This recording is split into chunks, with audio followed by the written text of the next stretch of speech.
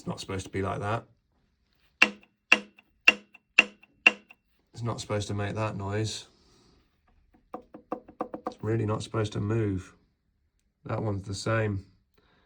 That one's fine. So 1 out of 4 ain't bad. Not what you want from a freshly rebuilt engine. But let's tear it down and rebuild it better again.